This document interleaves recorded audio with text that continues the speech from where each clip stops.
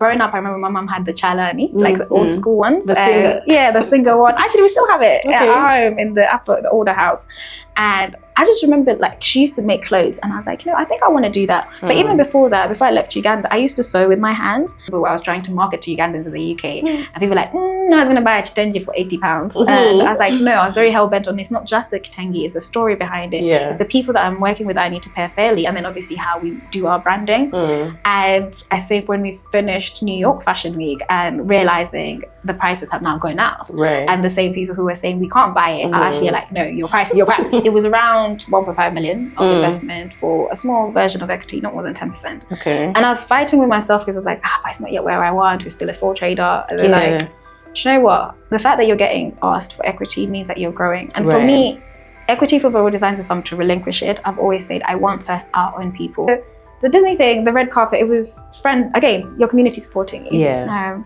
People believing in me. I mean, believing in I could pull that off. It's also aligning at the right time, because that red carpet came after that burnout of me taking a year off. If that red carpet had come before, I would not be ready. Because fun fact, that time when I took time off in 2023, I'd been approached to style of 2 big artists, one for the Oscars and one for the Emmys. And I had to say no because of my health. Creatives in Uganda, and I'm saying this with really, really good faith, you're not that big a deal outside of Uganda.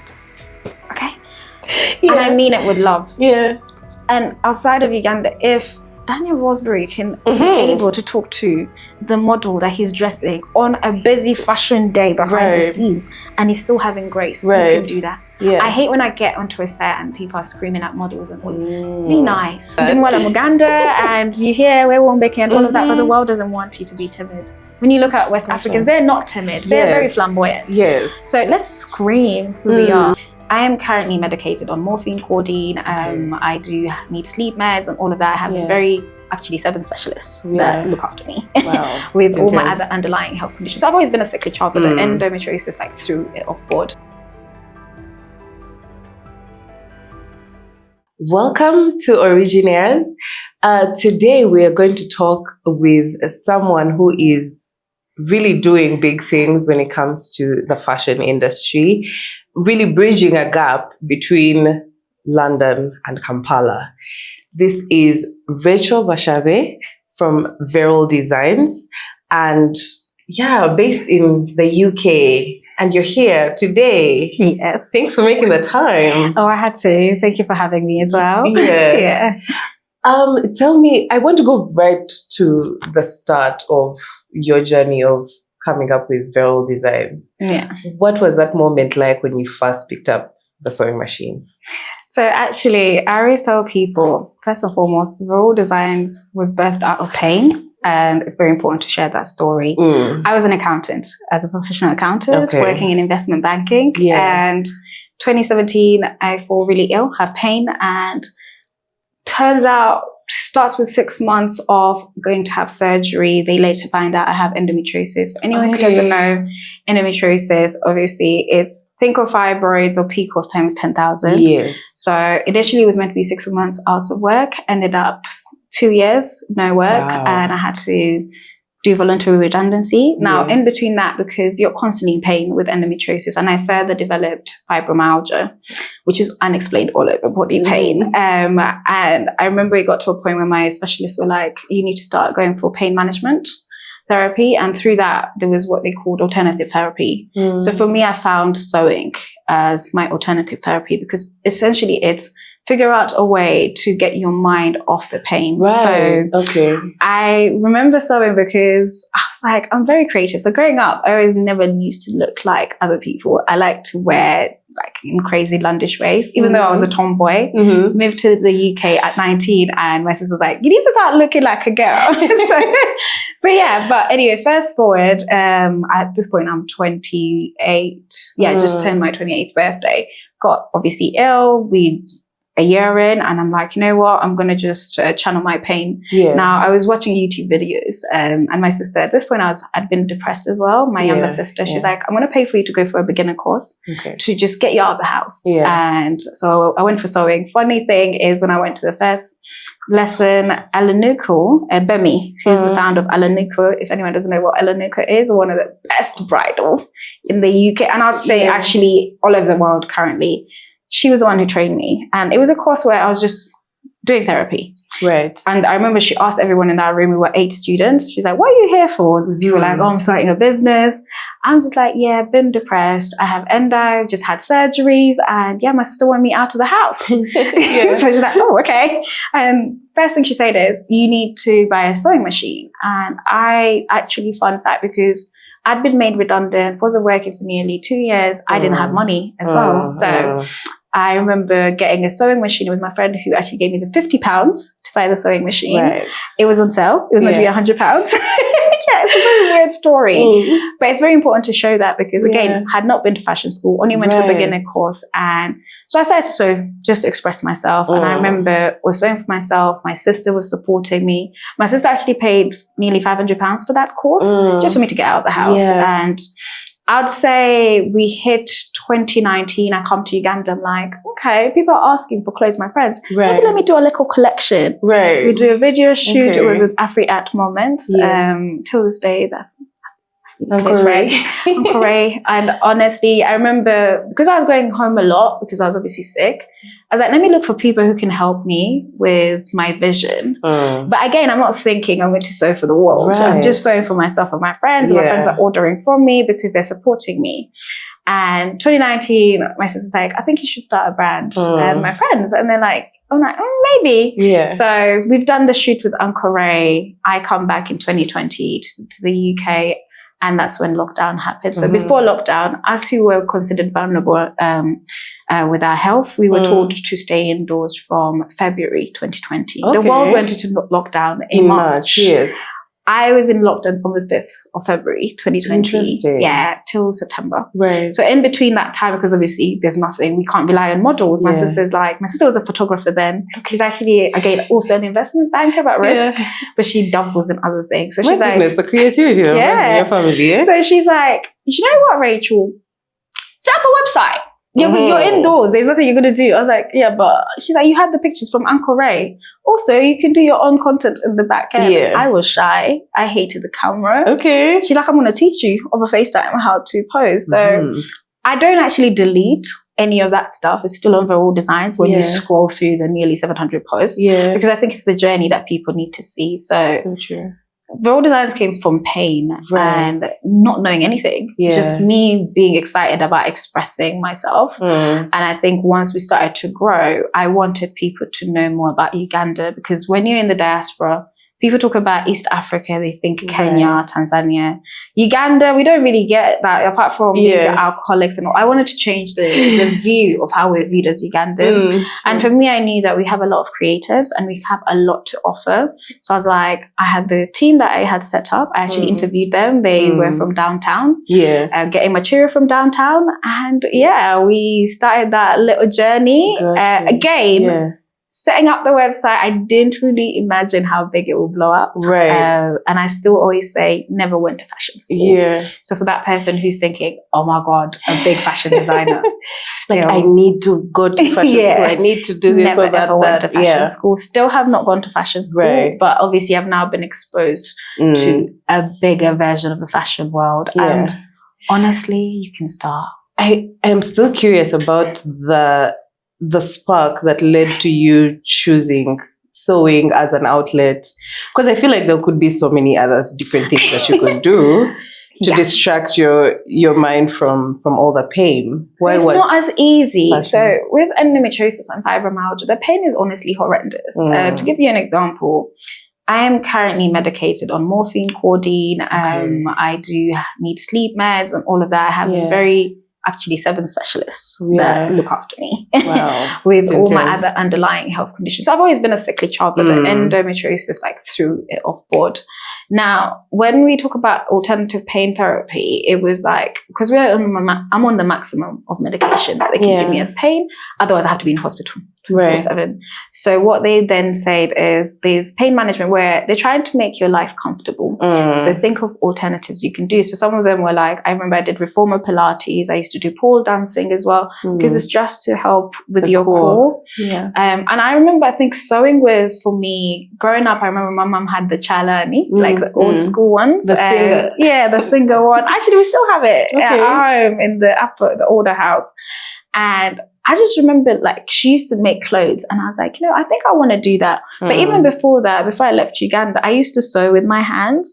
So for me, I think when I was sewing, even when I was looking at the YouTube videos before, my sister like recognized, okay, seems like you're very interested in it, and this takes you somewhere else. Because essentially pain management is find a way to get the brain to not think you're in pain. Take yourself somewhere, distract it, because you're in constant pain every single second. And the medication also doesn't allow you to be functioning as much. So it's like you're balancing life and also having an ailment that is not seen. It's an unseen disability.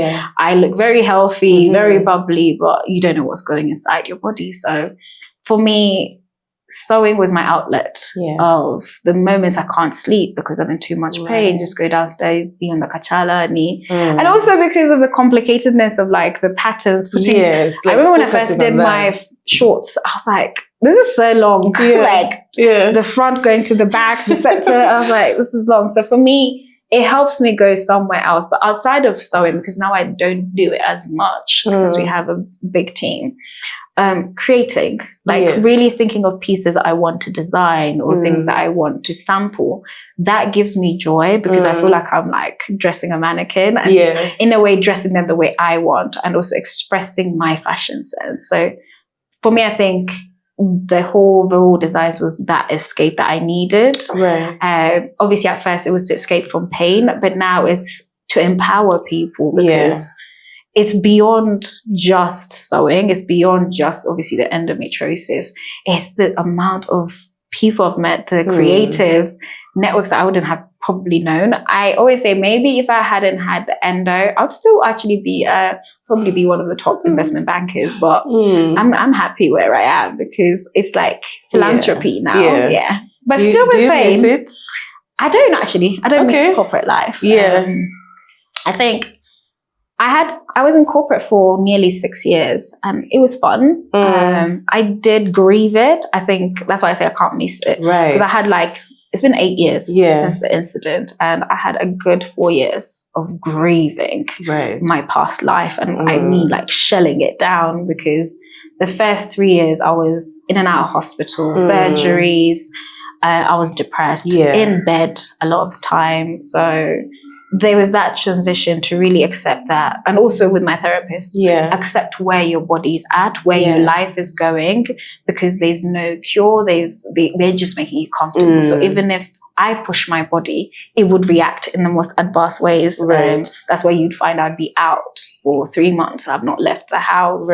I'm in just a vegetative space. So I went through grieving, and I now look at corporate and I'm like, actually, if I was in corporate, I wouldn't be able to travel as much as well. Because that's one of the I'm always in Uganda, and I love Uganda. I grew up in Uganda, even though I moved to the UK at 19. I look at Veryldesigns and I'm like, God knew that I needed to be back to kind of like bring that skill back, show people how much our country is amazing, how great our people are, and probably also connect people, because that's something that I'm going into. So Okay.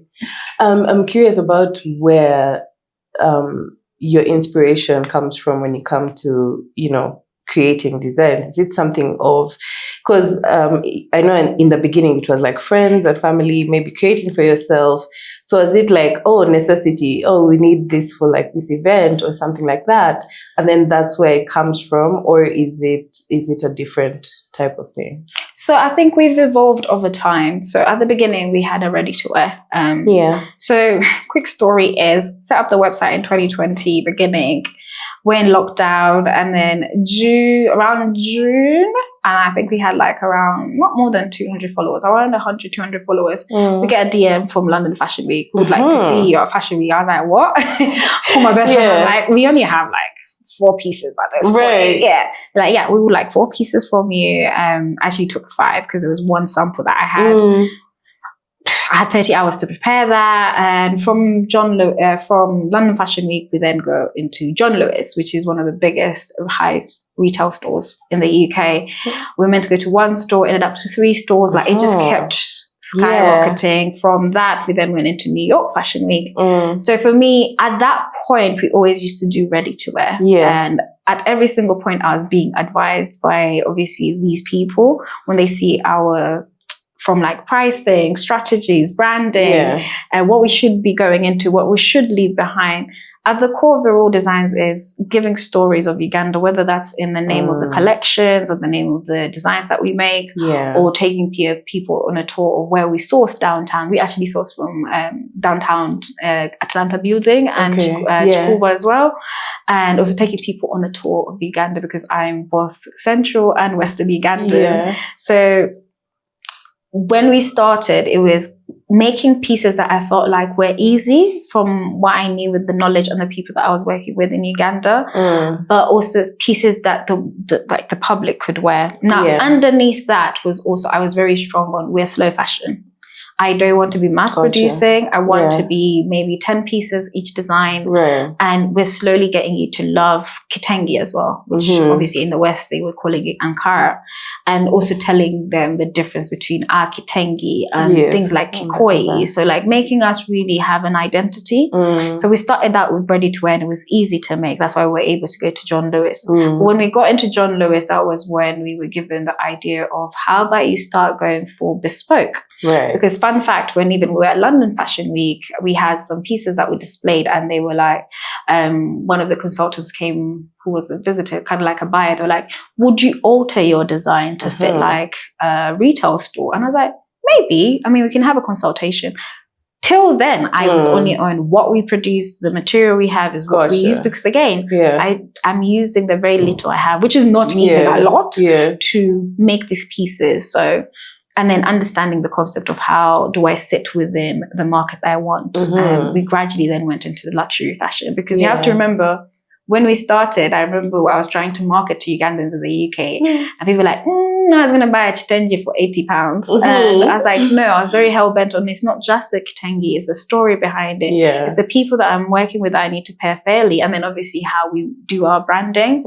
And I think when we finished New York Fashion Week and realizing the prices have now gone up. And the same people who were saying we can't buy it are actually like, no, your price is your price. And like, okay, that's actually really nice. And also working with the team that I had at that point where when I approached them at the beginning, I was like, we're going to go far. I want to work on a long-term basis.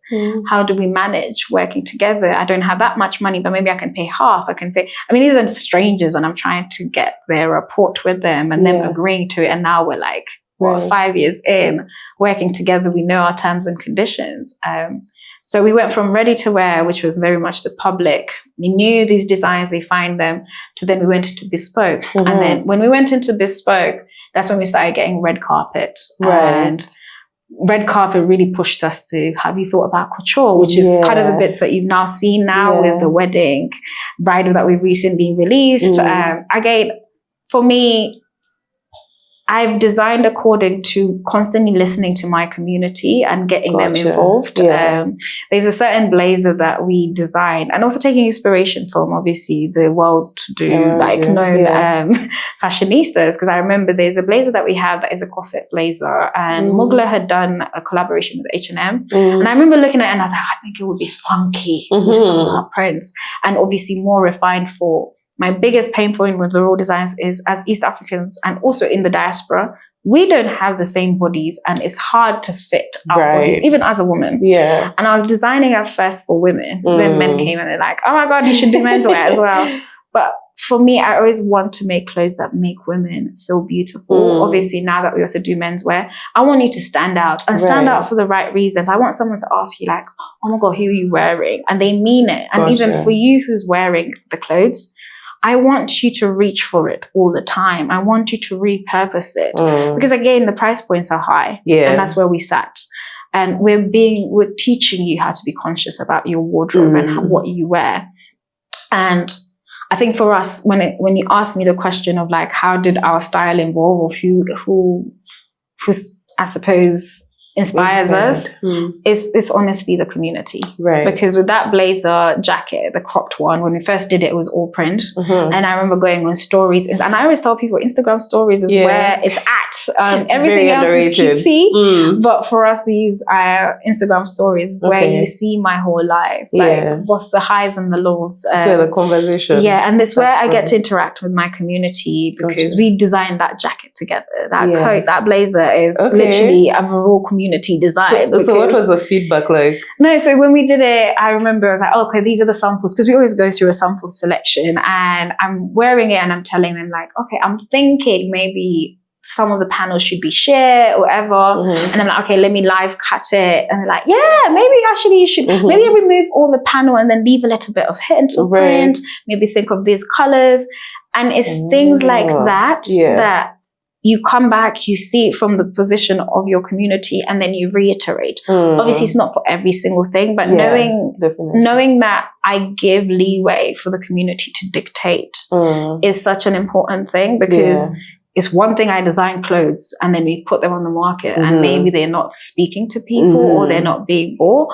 So it's very important that we also not waste. So for me, the community has supported me so much, because I always go back to London Fashion Week DMing at nearly 200 followers. That was 200 people that probably did something that got my images onto a For You page of that consultant for Fashion Week, for me to be able to do that. So it's very important what I put out there for my community. And I think like it makes them feel involved. Oh no, definitely. I mean, they're always like, I've never seen these examples, like when I come to Uganda, everyone's just like, yeah, Rachel, we know you're very much, you need to rest and everything, but get up. We need to see Uganda. We're seeing Uganda through you. And seeing that goal has been achieved, because Veryldesigns was about, let's make Uganda be seen in a quality way. We make it from Uganda, because a lot of times people ask, oh, but you can go to China. No, I wanted to show we have quality out, and we have the capacity of the people to do this. You just need to work it out. And then after I had obviously proved Veryldesigns, we now are in that next phase of there's more creatives out here. These are the people you're not seeing. And these are the people who actually studied fashion as well. It's just they don't have probably the same platform and the same audacity, as I would like to say, because honestly for me, I don't believe in a no. You tell me no, I'm like, okay, I'll go back. Have you been told no a lot? Have you found lots of no's in that space? I mean, fun fact, I remember when we went into John Lewis, it was a big beast, and I remember walking to Liberty and Selfridges, and I was like, I want to stock in Liberty and Selfridges. And I applied, and they're like, no, you're not yet ready. And I learned from that. And at that time, that's when we also then made our jewelry line, because it's the entry point. It's very, nothing's more than £25 on there. So that's not more than like 120K roughly, because it's an introduction. Do we do delivered? How's our customer service? It's something that we introduced into the range, and they're all designed by myself and my team in the UK. But I remember when we did that, because again, branding and marketing, a big no that I received that maybe a lot of people will know or don't know, but they know the lady. So Melissa's wardrobe. So when we had just done the jewelry, and we have these African map necklaces that have your country map as a trinket inside. And I remember we did some, and I remember messaging Melissa, because that's when Melissa's DMs were still open. And I was like, hey, I have this, I want to gift it to you. Do you mind? If you have an address, you can send it. And I remember she messaged back and she was like, hey, I'm working with a brand that's jewelry and it may not align and I can't take the paid gifting. But then she's like, those are really, really beautiful pieces. And honestly, that's a no that that's a very kind of was like, no. But it hurt, but it was so nice. And then fast forward later, seeing, because she commented, this is like, we're talking about 2021, 2022. She would comment on some of our posts, and I was like, you know what? That's a no that I know sometimes it's for you to be propped, and also it does make sense for what she said. And there's been big no's where I've taken a leap of faith, and it's like, you can't, you can't do that with us. You're not yet ready, and it's okay, because then I go back on the drawing board and I ask, where are we not ready, and are there some loopholes we need to work on before we go? So and it's like, honestly, I feel like people need to learn it's okay. Yeah. Even if you have 5 no's, there's going to be a yes. There's a reason why God is giving that no at that point. You may think you're ready, but maybe it's not aligned to you. Right. I mean, I say it from the fact that I fought the first 2 years after I fell sick to go back into corporate. And every single time my doctor was like, it's impossible. Yeah. You can barely even be awake for more than 2 hours in a day. And now I can see myself, I'm out, I'm able to function with all the different things 8 years later. So don't be discouraged. And sometimes the no needs to be given. I think criticism is nice. I don't understand why people can't take on criticism. Yeah. Sometimes let's agree, like, you're not ready, your products are you need to reiterate. That's why there's sampling. Right. Like, honestly, it's not easy to just come up with something and it bangs. I'll give an example. When we went to the John Lewis, we had to do that was the first time we did a lot of quantity. And there's 2 designs that we made and we produced more of them. Like, we're talking about at least 100 pieces of them than the other ones, which were between 30, 60 rotating. When I tell you, till this day, we're still trying to clear them out because those designs, no matter how much we did them as a fashion showcase in the different John Lewis stores, styling and all of that, because those are the times when we had a lot of modeling and all of that, still wasn't shifting. And I didn't understand what was wrong with it. And the worst thing is you not getting feedback on what's wrong with it as well. Yeah. But now, I mean, John Lewis was 2021. We're now in 2025. It was now recently that people are giving feedback for it, but the feedback is actually, I like that design. 3 years ago, it was a no. Okay. So again, first tracking. Yeah. Even recently, there's a skirt I wore to Creators Connect over the weekend. That skirt is from the 2022 collection. Didn't really sell that great. Wore it this last Saturday. Yeah. Currently speaking, we're on our 50th order. Right. It's pre-order. Yeah. So again, sometimes seasons. The no is like not it's now. It's seasonal. It's It's not just no, and that's why I say I don't take no. Right. You tell me no, I'm like, okay, let me go back. Let me grieve and then come back and understand. If I can't get feedback, I'm gonna ask. So why was it a no? Right. What was wrong? Or even if it's not what was wrong, what can I improve? I think that's also even a much better way to think about it. I feel like with asking, especially that, how can I improve? People have so many opinions. I don't know, how do you navigate maybe deciding what advice to take, what, who to listen to and who not to? I think start off, I know who Veryldesigns is. Right. Know your brand. Know who you're speaking to. I know my niche down. If you ask me my customer profile, down to the very I can sleep with it. The Viryl girl is someone who is looking to discover their wardrobe. They're tired of blandness. They're literally not afraid to stand out. They definitely are not skimping as well. They like to repurpose, restyle. And above that, they're very conscious about learning the story of who Veryldesigns is speaking to within our country and our norms, and they're willing to open up. Yeah. That is Veryldesigns. And that could be someone who is probably in corporate or someone who is in fashion or even a student, because we have instances where people are like, I'm saving up for that piece because I want the bespoke. I've experienced ready to wear. Yeah. I want bespoke because we can see the intricacy of that. Now, going back to your question of who do you take advice from? Honestly, know what you're trying to start. Know what you're who you're speaking to. And then from that, not everyone's advice should be taken. Also, don't refuse advice. What I tend to do is, because I get a lot, this should have been done like this, or maybe you should do it grander like this. And I'm like, I'll take it on board and I'll sieve it out, because I also have people that I'll bounce back on. People who are our mentors, people who are big in, say, in my marketing field. I'm not afraid to ask and look like I don't know. Right. Because sometimes you'll be too tight on your baby. But because with Veryldesigns, we're trying to make it public in terms of IPO. I always say in 10 years, we should IPO. That's just my accounting brain. It's very important that I listen. Yeah. because that's how I grow, in that uncomfortable space. But then again, who am I listening to? Right. Also, I'm surrounded by my friends whereby you tell me something, I'll take it on board. I'll come back later and I'll be like, okay, let's digress. This, say that. What do you think? And they're like, yeah, maybe this is correct. But Rachel, and I have a soundboard. Yeah. I feel like sometimes as creatives, we over cuddle our baby. We don't want to let it go. But if you do too much, might smother it. Yes, you smother it and it's not growing. Then you're stagnated. And as creatives, we also have periods of burnout. So it's better to have a system or a community that I can go to this people for this. For example, with Veryldesigns community, I can go to them on stories and be like, you know what, guys, I've not been feeling like this.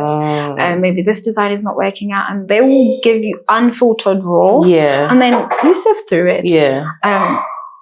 And also, I believe like no one is an island. You don't know everything. True. Honestly, I know people like their work, but the way you challenge yourself is do a collab. And you will know how you're going to be decimated with your thought process. But it's a position of learning. Because when you go to the global world, honestly, it's so fast-paced that you don't even have time to be...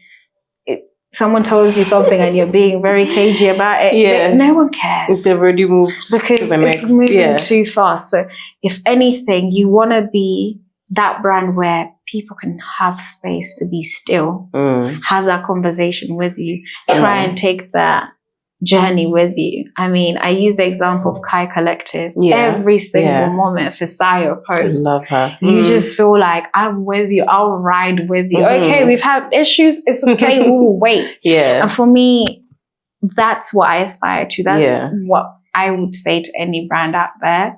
Don't be an island and take on criticism. Honestly, one thing I always say, we've not, in the last 5 years, in terms of customer service and feedback, we've never really got bad customer service or returns for a fashion brand. That's very rare. We've only had 2 returns in the 5 years. And that was just because the sizing, the person got it misconstrued and I sent something as a replacement that they didn't like. But I ranked, for example, because it's telling you things that you've missed. Because you can get comfortable. And where I'm at is very comfortable. Where I'm at is very madly uncomfortable because you can fall into, I'm the best, I know everything. Everyone's praising you. Oh my God, you eat. Then but you become there's those people who are going to be like, but I think maybe you need to change a little bit of that. Do you get what I mean? And I relish that because it grows you. Outside of that, that's why I also do like collaborations or reach out to the things that I'm trying to do because I want to challenge myself to not be so comfortable and even my team. Is there one piece of advice that, that you got that you still really anchor a lot of yourself to or a lot of your work towards? So you mentioned mentors, so I was just like, ooh. I think for me, the advice was, it's better to have 1% of something than 0%. So, and that was advice from when we were at that position a year ago of getting funders in investment.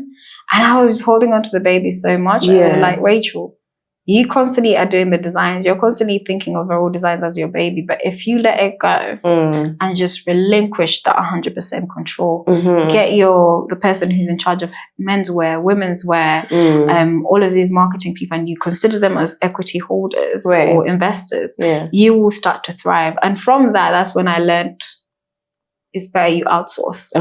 Do what you can, the rest delegate.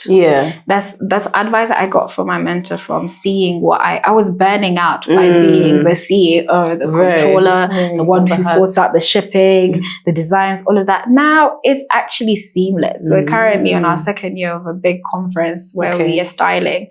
And the team has got it all together. It's nearly 30 people we're dressing and everything is done here. How big is the team at this point? Currently, the women's wear team, head of women's wear has 4 girls with her. Menswear, he has 3 people with him. So it's a very lean team. So I mainly talk to the 2 heads and then they obviously, because they also have their own fashion brands as well. It was very important for me to always share that Veryldesigns is a big collaborative kind of like jigsaw. Yeah. I'm the brains and everything, but you have the two, women's wear and men's wear. They have their own fashion brand. Women's wear, she's V-Stitches. Men's wear is Muyomba. And these are amazing designers within their own right. And we've done some collaborations together. And I always get asked, but you're given that limelight. I'm like, these people oil my brand. We're family at the end of the day. Even where we source our material downtown, like, they're very essential to us, down to even my driver. Because when I'm in London coordinating things, he knows where he needs to go, where he can run some errands for me. So there's also that internal like business part that you had kind of hinted on, the equity. So at the time when we got, where my mentor was telling me about the 1% and 100% was, we had an offer and it was around 1.5 million of investment for a small version of equity, not more than 10%. Okay. And I was fighting with myself because I was like, but it's not yet where I want. We're still a sole trader. And they're like, you know what? The fact that you're getting asked for equity means that you're growing. And for me, equity for Veryldesigns, if I'm to relinquish it, I've always said I want first our own people. So like giving something to the women's wear, men's wear, even if it's not like shares and stock, but an ownership. And that's why I talk about them, like really showing that there's ownership within this brand for you. So now that we're going into, like, obviously we're finalizing limited company, we're in the talks of like, we're actually branching out. Part of it is going to be charity, part of it is obviously the business, because obviously we're paving way to the IPO. When I look at it more and more, it's like, I'm ready to sit with the people that are ready to take the brand even further, because past the markets we've already been. We've been in the UK, we've been in America. Next market we're looking at is more UAE and a bit of the Canada side, because again, it can show where we're asked for. And to grow those beasts, already America is a beast of its own. To grow those, you definitely need money. You need a production line. You need expansion. So but that's more my accounting brain now, churning with the business management. Oh no, we're still really interested in all of that, because I feel like those are the conversations that people don't really delve into, and yet I feel like it could shine a light on what someone else could be struggling with, you know, trying to scale something from, you know, being a one-man show, maybe you running everything and having, you know, help with just like the production. And yet someone, you know, figures out that if I get, you know, funding like this, then it could be the one thing that was stopping me from, you know, actually busting out and spreading. So I'm really happy that you could share those parts about it. Yeah, and I think obviously the big elephant in the room is funding. For me, a lot of it has been bootstrapping. But again, that comes from my accounting knowledge or my finance knowledge from where I've worked and the type of corporate that I was in. I believe as a business, before you think of other people funding you, whether it's your friends and family, try and run that business by yourself, because you're then learning the basics. That's why I know how to sew. I know how to pattern cut. I always on the shoots, I'm the runner. I'm not the designer. I'm like, okay, what does the model need, like oiling? When you get to know the small macros of your business, you're able to see where your money is going, where it's seeping out. Because when you go to funding, they're going to ask all of these questions. Exactly. And also, most people think funding should be, let me go to a bank and sometimes funding is in kind. For example, you being able to get favorable terms of payment or getting your material. So for example, with us, the people we get our material from, we can pay them later. So we can start on our work before. So I'm not struggling with like, oh my God, we have a big order and it's going to like, I need to pay forward cash. Because a lot of small businesses and businesses in Uganda, another center to pay there and then. So building these relationships. Other sources of funding is grants. People ignore this, but there's so many companies out there giving out grants to small businesses, especially in the creative field. They're getting to learn about it more and more. Obviously, I say that because I'm on a program that obviously supports small women businesses and wider as well, also the youth. Also, if you have friends and family who believe in your dream, they will support you. That's another source of funding. The key is to really, really go strip yourself down when you receive this funding and allocate it accordingly. That's why it's called bootstrapping. So for me, even when I got that offer last year, I knew that I wasn't fully ready. So that's why I was like, you know what, we'll shelf it, we'll come back. It's a good piece of money, but I'm taking on money that is now going to control me. Yeah. Because once you get that investment in, you cannot avoid your investors. Those reports need to be coming in. And also, as a creative, you need room to breathe to create. Yeah. So if you go for funding very prematurely, you're not going to create. You're not going to be worried about money. You need to pay back. Yeah. So don't think of the funding bit before you get your house in order. Yeah. If anything, start with collaboration. I always say do a collaboration. It's a test of who you are as a brand owner. Because I feel like there's a story there. Because when you say collaboration, I don't know if it was the first instance of collaboration that really, or what was the most memorable? I've had beautiful collaborations, amazing collaborations, but then I've also had collaborations where we finally realized we don't really gel. Right. Those pictures are not coming out because on the day we've literally had different opinions to what our mood boards were. And maybe like even professionalism is not the same. Okay. You don't understand what a collaboration is. For me, I push for it for creatives because it gets you to see your best and your worst. Yeah. What was that experience like? I mean, you don't have to name names, just, you know. I mean, for me, I think I realized that it wasn't for me when it was trying to get me out of my character. So I'm a very jolly person, and when I work in collaborations, I want the other brand to also feel like they're impacting. But when you then take over and it's my thing, I'm like, do you know what? I don't have say. Yeah. And that overpowering because I'm being kind. Because again, when you collaborate here, the way my ethos is, I'm not going to take over because people are approaching you like, you're Veryldesigns, you're big. I want to work with you to see how you work, how we can do something that's synergized. So I don't try to take the upper hand, which I could, but I'm like, no, I'm here to learn. Yeah. But that collaboration really went left. And I was like,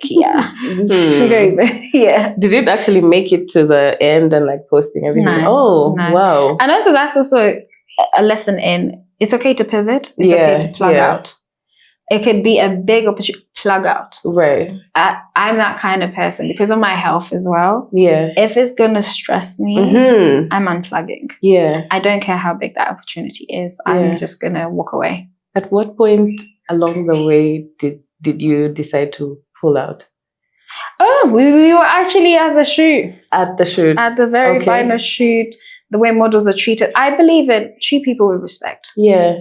Like, I treat people the way I want to be treated. And when I see little things, because creatives in Uganda, and I'm saying this with really, really good faith, you're not that big a deal outside of Uganda. Okay? Yeah. And I mean it with love. Yeah. And outside of Uganda, if Daniel Rosberry can be able to talk to the model that he's dressing on a busy fashion day behind the scenes and he's still having grace, you can do that. Yeah. I hate when I get onto a set and people are screaming at models and be nice. Gotcha. It's already a heavy environment. Half of us have started early. Yeah. But on the other side as well, creatives, just because you're big, because it's something that I've recently experienced, you don't respect the rules of, say, a shoot or an engagement or a fashion show. You're coming late. You're not being cordial. Yeah. Things, little things that when you put them to the outside world, that's a no. They won't tolerate it. A lot of the fashion world outside in the diaspora is, people see little things. Okay. Yes, call time was at 7 a.m. You arrived at 8. Why? They won't tell you, but the next time you won't be on the next call sheet. That brand won't reach out to you. That brand won't want to do PR with you. Right. Understanding how to network with people, because getting your product on, say, a big artist sometimes is not about paying money. It's about how you approached that time that you were given that space with them, how you resonated with them. Yeah. And it's things like that that sometimes when I'm working in Uganda or trying to meet people and you tell that energy of, me, I don't know, I'm bigger than you. And I'm like, okay, you know what? Stay there. Yeah. And it's not in bad faith, but I cannot represent you to the world or try and put you to my community if I know that that treatment you're giving me, that's nicey is ending with me. Right. It needs to flow. And that's why I pay attention to how do you treat the model? Right. How do you treat the runner? It's enough for me to be like, okay, that's cute. Interesting. Yeah. And so what do you use to decide who to collaborate with and who not to? So actually, I love Instagram and TikTok. Actually, one of the things when I come to Uganda, I love that my algorithm changes and I now start seeing like Ugandan things and all of that. So I always obviously in the UK when I'm there, a lot of the time, UK is hospital time or health time. So I have like a lot of downtime, I'm resting. I mean, I'm going back for a surgery. That's why I'm leaving. So I have a lot of time to see things and I have like saved folders of things that inspire me. Yeah. The other thing is like, I love to support Ugandan brands. So whether I'm back there or here, I make sure that something that I like, I'm going to buy it. I'm going to test it out. And then I'm going to find out, I'm going to do like a deep dive on the founder or like see who it, sometimes I get to see these brands through models because you have popular models that are styling or like they're modeling for these brands and you're like, I want to go see that. And then also my friends will tell me like, I think this brand should be good for you to collaborate with. And then we go through it. But again, within collaborations, I then work with my behind the team, like my mentors, or like seeing, does it align with Veryldesigns values? Do the brands complement each other? Most times I like to collaborate with a brand that I know will complement because then my clients are just going to buy and just resonate. So it's like trickle down. It's easier styling wise. And I think for me, collaborations are not just shoots. It can be like opportunities to style red carpets where we incorporate like accessories brands. There's been moments where a client comes up to me, they have a red carpet. I'm like, no, Veryldesigns is not going to do it, but I can recommend you to this brand and I'll help them in the consultation piece. So I think for Uganda, a lot of people think a collaboration is like, let's come out with a collection. No, there's different ways. Yeah. There's absolutely so many different ways you can do collabs. Yeah. You had talked about it very briefly. You almost rushed through it. But I think for me, that would be such a big deal. I want to go back to the London Fashion Week.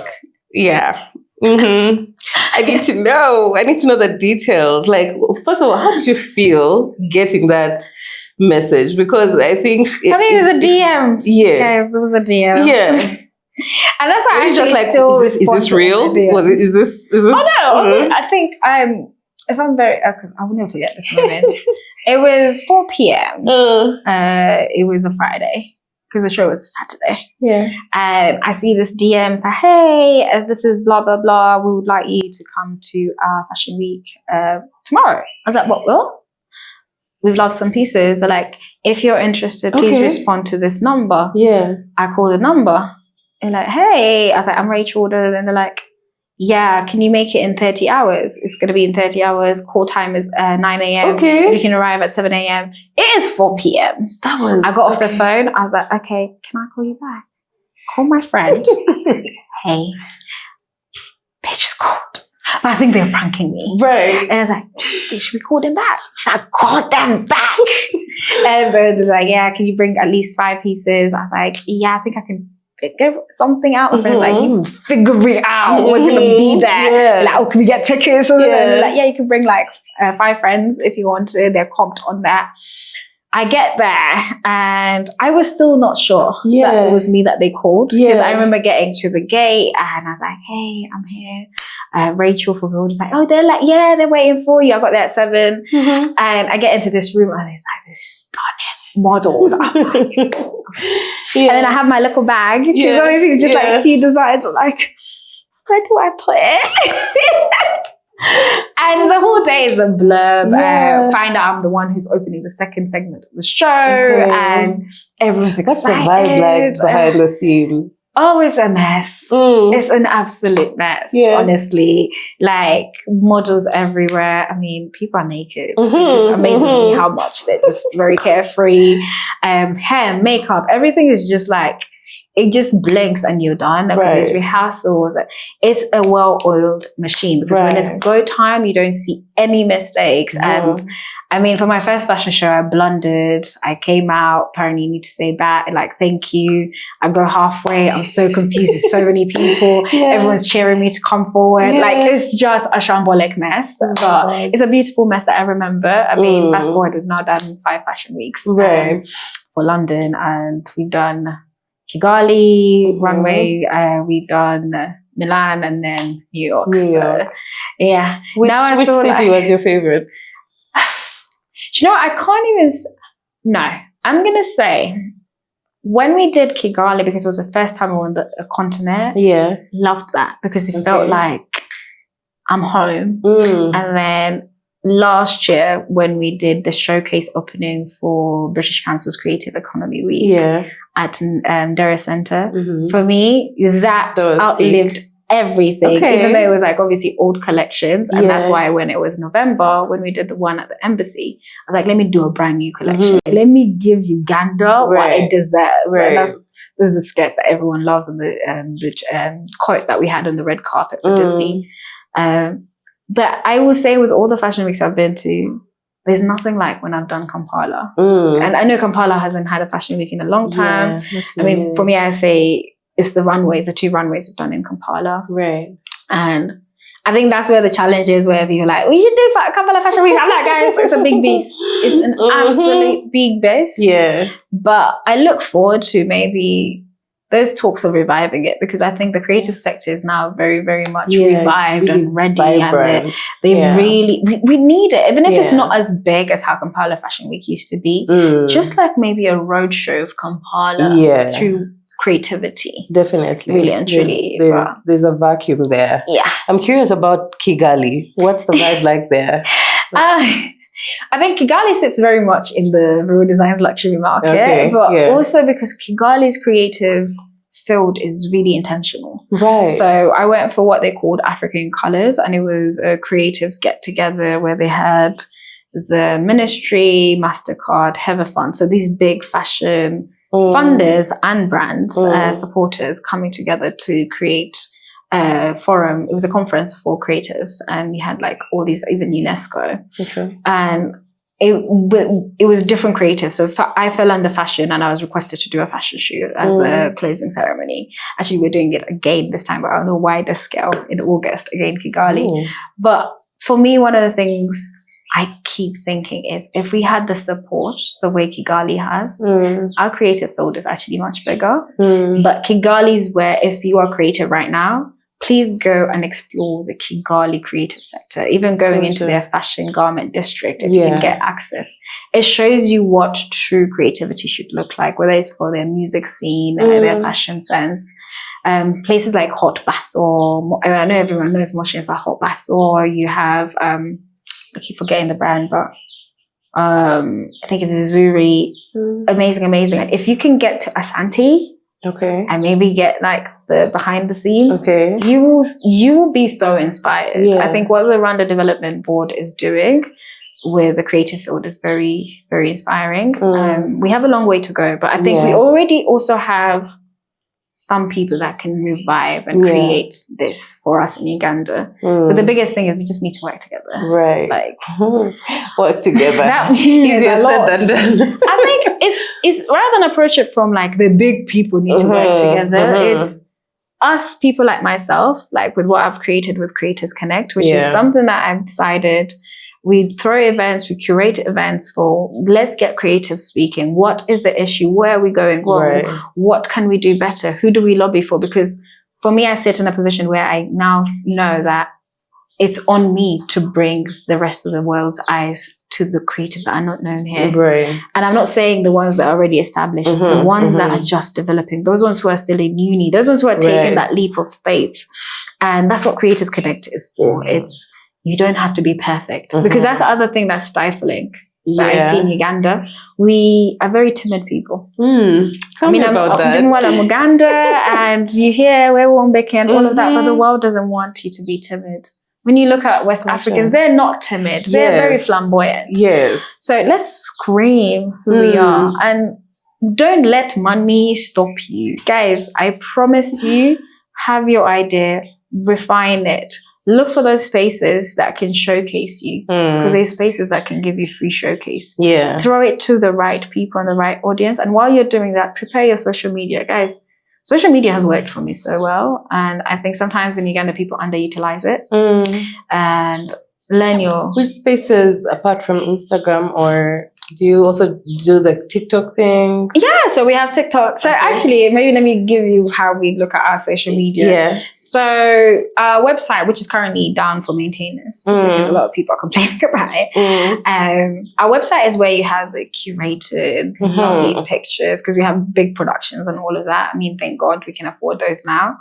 And then Instagram main feed, we have a few things of what's happening, a little bit organized, but not too organized. Right. Because I don't believe in curation. A perfect feed. And also we are dealing with print. Sometimes our feed can never be the same. No, I don't even pay attention to that. And then you have our roles is where we do styling. Gotcha. Because we realized when we were starting, print is not something that people find easy to style. So we use our roles to style. And then obviously stories is where you deep dive, where is your product coming from? How am I feeling? Because it's important for people to know that this is the face of a brand. This is what happens in my life as well. And also getting to talk to you. I haven't done a lot of like question boxes, but yeah, we used to be very active on that. And then TikTok is where literally it's a mixture of styling, but cheekiness of like a life in the day, what is happening, like just the reality of running a business, really and truly. Nothing too heavy and curated. Very rarely is a jumbled, beautiful mess. And all of those traffic in different ways. Because we recognize, because of the price point we're at, some people take time. There's obviously those clients that we've got, someone sees something, they're like, I want that. I'm ready.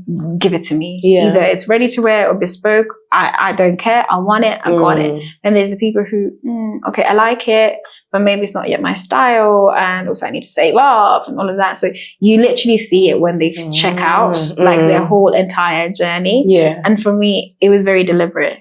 Because again, I don't want you to just buy Veryldesigns. I want you to know and really become a supporter. Like really get ingrained, kind of like stalk us. Can we talk about that content part as well? Because sometimes it can be a job of its own. Is it do you have help with that section? Are you the one who is responding to the DMs yourself? What's the dealio? So at the beginning, again, we started off lean, so everything was controlled by me. Also, pictures, I was having to take them in the background. Obviously, as we've grown, we have our brand ambassadors, same people that you see. We always do call outs as well. When I come to Uganda, I always make sure that we do a shoot in Uganda. So introducing new models.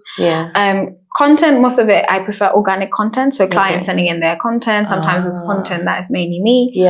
I still control a lot of the DMs. I really have refused to relinquish control of that DM, because it's where me and my friends talk. And because outside of Veryldesigns, it's also, for me, content for our channels shouldn't fatigue people. It's not everyday cute pictures, videos. I want us to discuss everyday topics as well. I want to show you the other creatives. I mean, that's why I say stories is where it's at. 1 minute you're seeing Veryldesigns, next minute you're seeing Ofumbi, you're seeing Crystal, I think it's Sassy Crystals. Like, it's really discover. And that's something that I've got as feedback from my community, where they're like, we've found brands through what you post. So please continue doing that. The feed can mainly be Veryldesigns and a few collaborations, but stories is a plethora of exploration. And it pays. It honestly pays when you open your network to other people. Because even your community perceives that authenticity in you. Because honestly, communities get fatigued. It can't always be me. And sometimes, sometimes. And also I get burnt out. They feel sold to all the time. So I think even the aspect of like styling and incorporating other brands kind of. I think for me, I've always said, I don't want to serve a client who's just, I must have a little piece or sell it to me. No, I really take pride, and even the followers. I don't follow followers. I really veto who I am going to follow back because it's a community, and that community fights. We fight for each other. We don't do. It's really healthy. Like you see in the DMs, like you see on the comment section, if something happens, they're supporting through and through. You said we go support that. Yes, I am going there. Right. And that takes away that whole feeling like it's a purchase, but still grows the brand. So for me, those are things that I would never compromise on. I say that now, but maybe if investors come in and they try. But even then, I've stood my ground. I'm like, listen, Veryldesigns is for the people. Right. Yeah, it's beyond Rachel Bashabe, really and truly. It's actually beyond Veryldesigns even now. It's the community, that the creatives that I keep discovering. Yeah. And I think it's one of those things that if you keep at the core, it will always stay, because once like an investor comes in and they're like, no, now let's maybe do like this, and it's like you'll lose what you had built, in the first place. Have you ever felt a moment of like doubt in the journey? Maybe you were like, this may not be for me. Can I tap out? What I have that tapped like? out. You have? Yeah. Tell me about that. Yeah. So I think, like I said, my health. The whole of 2023, what people don't know. Yeah. Veryldesigns didn't operate. Shut it down. Absolutely shut it down. Damn. I started the year, had some health complications, really tried to keep it going, and I just broke down. And I remember that video is actually still on our TikTok and our Instagram, where I was like, hi guys, this is what's happening. I really am not inspired. I'm going through a lot, and I just feel like I'm letting you guys down. Right. But I need to just let go. And I was like, I know this is what feeds me because there's no other job. But I would rather take time away, close everything off, than give you half things that are not really me. And it's so beautiful that I was so afraid in posting that and being that vulnerable. What it taught me was my community said, you know what, take your time, first and foremost. Right. When you're ready, you come back. Now, funny enough, it was, I think, beginning of 2023 till the end. And towards the end, 2024, we come back with a bang, because that's when we had the red carpets for Disney. Yes. I feel like 2024 just went. You want to talk about that? Absolutely big. But seeing that as anyone would call it, it actually strengthened me, because I feel like now, even now that because I've restarted social media again, my community has given me space to heal from the burnout, from my health complications, they literally say it, your new collections are so bright. Like they can show your healing and your thinking back to what 2021, 2022 was. Which is funny, because now obviously people who are starting to follow us, and us being very big, they don't see the previous. And that's why I keep everything on there, because I'm like, the things that you see now, there's a moment where it was absolutely zero. I was absolutely done. I didn't care. My team was calling and I was like, guys, I can't function. I'm done. Yeah. How did you still, find the resilience to come back? Because, sometimes you may close something temporarily, and we've seen it a lot of times that someone is like, I'm just going on a break, hiatus, and then indefinite. I think for me, it was, even though I was closed, my community still kept messaging. So DMs were still open. For the UK, a lot of my community has always come to events, and I go to events, and they would be like, yeah, we know you're taking time off, but just know that we need you whenever you're ready. So that little nudge here and there, going back to my sister as well, where she's like, you know what, you decided when you started that brand, you inspired me, because I paid for you to go for some little thing. Like, that's actually fun fact, that's her name. Okay. So Veryldesigns is a play on my little sister's name, because a lot of people keep saying, hi Veryl. I'm like, no, actually, my name's Rachel. Yeah. And my gift to my sister, because she refuses to take any shares, was, let me name it after my little sister. So her name is Verena. So I was like, Veryl. That's beautiful. So it's my gift to my sister. Because she's really held me in a lot. She's one of those people, even like how you've said, how do I get the resilience? Honestly, my community, my close friends and family, because I've said my vision and what it is, I want Veryldesigns and what we stand for. And that's why it even comes back to, even if someone gives me criticism, I know what I said in those moments. That's the core. I can let go, and I have people who be like, but Rachel, you say this for Uganda. Rachel, you said when you make it, you're bringing the other people. How are the other people coming in?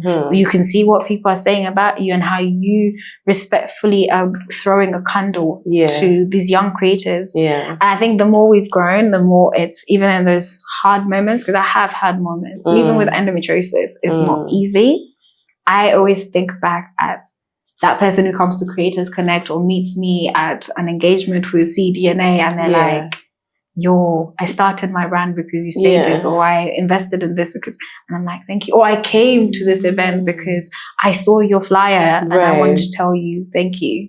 Your story inspired me. Even not just creators, like people coming to me and they're like, yeah, your story for Endo made me go and check on my health. So for me, that resilience comes from Veryldesigns is God's testament to what it's not even luck. The success that we've had, it's God. There's a lot of God in it. And I'm a spiritual person and I've gone through a lot. And regardless of what ethnicity you are, there's no way you look at our journey and I can sit there and say I'm lucky or I am smart working, not hard working. But it's God at the core of it. Gotcha. Because some of the things we pull off, hell, I don't even know myself. So. Okay. What would you say is like the peak of your journey so far? I've not yet peaked. Okay, like no, that's why I said so far, because you know the best is yet to come. But yeah. Do you know what? I was gonna say when we had the Disney red carpet, then we then had the Emmys. So it's like, can we talk about the Disney red carpet first? How did that happen? So I've known my friend Hamid, who's one of the co-founders of Kugali, since the pandemic. So around the time I started the brand, and he's actually one of the inspiration to menswear, and always designed his wardrobe. So I remember when they were doing Iwaju behind the scenes before it was premiered. I'd done a few other outfits for him. And he's like, yeah, you're the one doing the red carpets. And initially it was meant to be him, but it then ended up being all the three. It was surreal. It was very hectic because we had a very little time. What people don't know is How much time did you have? Less than 3 weeks. Oh, yeah, and we had close to 12 outfits because all the different red carpets. Because you had the global Lagos one, you had London, you had the bits that the sun bites in between. You have Uganda. It was just gosh. But my team pulled it off, and I think till date, I mean, Hamid's jacket always is talked about. That jacket, and it's a proud moment for me as a Muganda. Because when I looked at those outfits, I was like, with the London one, we need to show Uganda. Everything I do, half the time, I'm like, Uganda must shine. I don't care. It's going to shine. And how do we something about that Chikoi that just feels... subtly throw it in there, not overwhelmingly. But yeah, the Disney thing, the red carpet, it was your community supporting you. People believing in me. I mean... believing in I could pull that off in the short space of time, which again has been believing in me to pull off his wedding by designing every outfit. Ooh, pressure. That was another stress one. But it's also aligning at the right time because that red carpet came after that burnout of me taking a year off. If that red carpet had come before, I would not be ready. Because fun fact, that time when I took time off in 2023, I'd been approached to style of two big artists, one for the Oscars and one for the Emmys. And I had to say no because of my health. And I was like, I felt so I still have that in my notes. And I was like, in my iPhone notes app thing. Because I'm like, shit.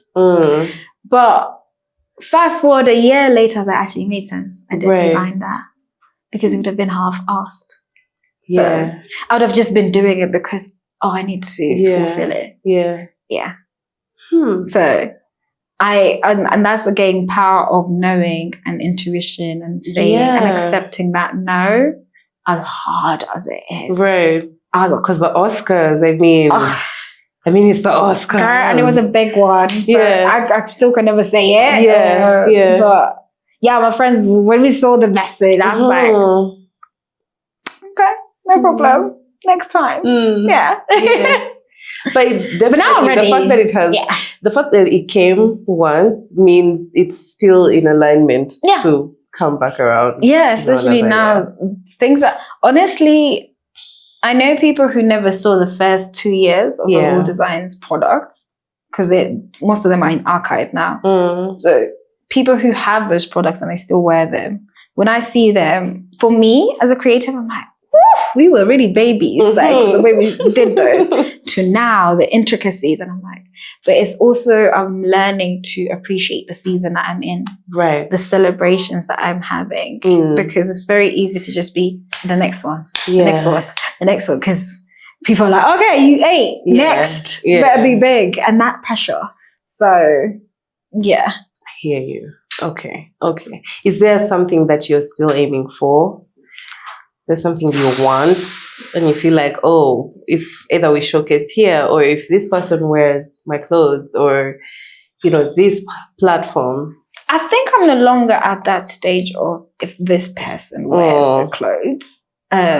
Because I'm now at that position where I can get access, which I'm very, very privileged to be at. I can easily just message a PR company or we do have a PR that runs a lot of global celebrities. For me, I think the moment is being able to do something big in Uganda. Home. If I could do the home in maybe Kitende, where my dad is. Yeah, Katende.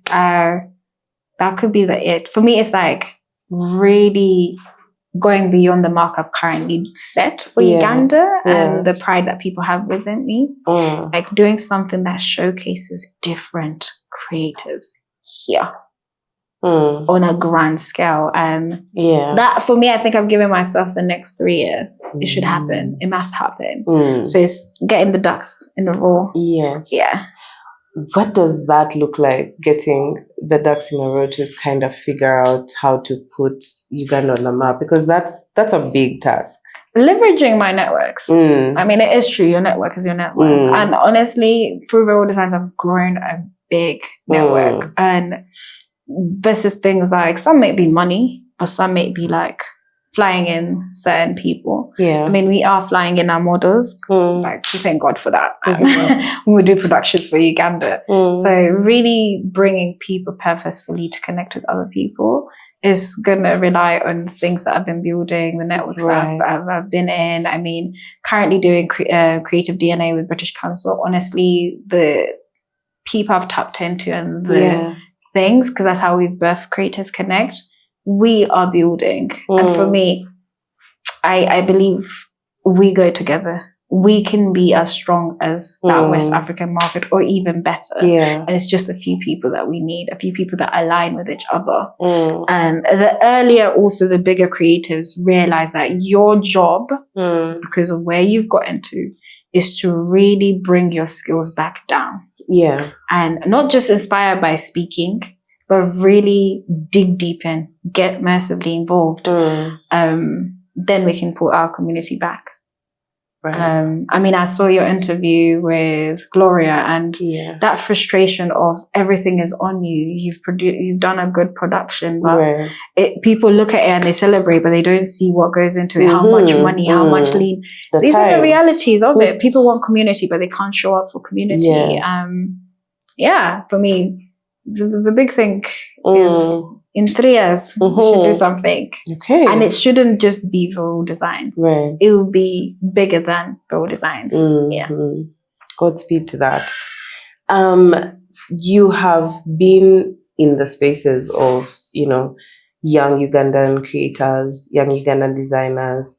What would be a piece of advice you have for someone who is just starting out and they're like, I really want to get into this. I want to create. I have this idea. What would be like the key thing that you could tell them? I think first and foremost, obviously, have your social media ready to go. Demarcate it. Don't regurgitate the same information. Number 2, expose yourself. Your ideas are your ideas until you start showing them to the public. Go to these events. I mean, Creators Connect has a lot of events. Obviously, it's through Veryldesigns that you can find that information. Bold Women in Africa, they have this creative DNA program. Yes, most of it is for the girls in the cohort, but we do have public sessions at the British Council offices, Bold in Africa places, sometimes around public spaces. Please look out for those. Outside of those 2 that I know, guys, there's so many resources. Like I think use your SEO, internet, type in LinkedIn. Young people, get on LinkedIn, man. Not to just spread your work, but like type in creators events, Ugandan creative events. Like use those keywords even on Instagram. You will find, because it's SEO driven. Yes. Sometimes also it's if you're creative, find the person you look up to, or find the younger creators. I mean, like House of Social, you have Azaria. We recently had them at Creators Connect. You have Ofumbi. Like, honestly, tap into these people's networks. They're doing things. And it's as easy as they post a flyer, go to it. You have enough time to go to the branch and all of that. Spare 2 hours to go listen to people like themselves. Also, if you can't go to their events, I know that Motive is a creative space. You have Innovation Village. Those spaces have creatives already. Like, really tap. If you're creative, you should be going into the creative sector. I think the problem here is there's a lot of fun events, but they're not encouraging creativity. Me, I would rather be in a space where I'm drinking while knowing I'm networking. I'm spending my time correctly. But that's just me. And I've also, being in the UK, you as a diaspora, we love to be together. So you indirectly push yourself out and you're speaking about yourself. And that's something I would like to encourage. Stop being silent. Ugandans, Banange, we are humble, but please pitch yourself. Shoot your your brand. Know how to speak about your brand in under a minute. Although you have not yet started, you breathe life into your thing. Manifest, like really be about your work. I've met people where they're like, oh my God, I wanted to meet you. I come with their little sketchbook. Guys, I don't know how to sketch. Let's even put it out there. I don't know how to sketch. But my team understands. We have an illustrator if we need sketches. Half the time, I'm not even say half, 3/4 of my appointments and clients, even the red carpet looks you've seen, there's not been a sketch. It's just been mood boards. I communicated to the clients. We literally piece things together, find inspiration. They understand. Don't be afraid. Don't wait for, guys, I started with a £50 sewing machine that I didn't even have the £50. I say this story because I did not have the £50. That's 250k that I didn't have. So if you're sat there and you're letting yourself limit, no. Please go. At Motive, I see all those creatives. They're willing to, even if you spend a day there and you're just inquisitive. But one thing creatives love, we love when you're very inquisitive, as long as it's within boundaries. So I think for young people, look out for these spaces. These spaces do exist. Obviously, for people like myself who are already in these positions, we need to create more of these spaces because they're not so many. And these spaces should also cater to young people because we can't do an event and it's just speaking to the already established or 30 plus. Preaching to the choir. No, we're not speaking at you. We want to understand you. So,